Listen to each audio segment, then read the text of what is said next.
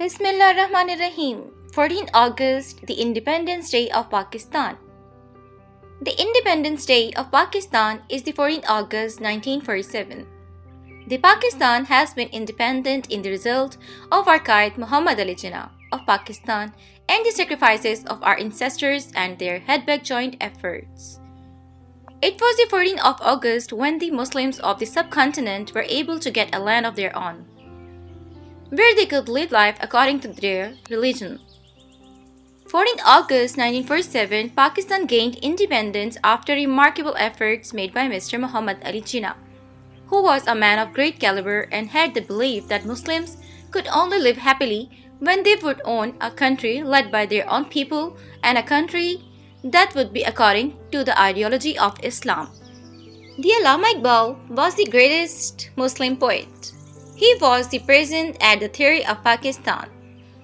And the Quaid Azam Muhammad Ali Jinnah was experimental designed, and the Pakistan has been independent country on the earth map.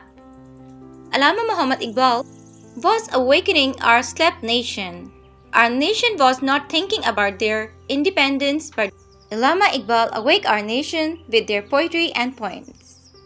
The Muslims of subcontinent gave many sacrifices for several years, as they were not allowed to practice their own religion with freedom as they were the minority. However, the efforts made by the people like Muhammad Ali Jinnah, Allama Iqbal, and Sir Syed Ahmad Khan made sure that their sacrifices did not go in vain and they were able to provide the Muslims an independent homeland.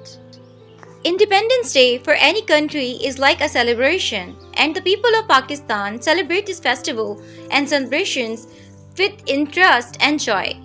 They come together, show unity under the green and white flag of Pakistan.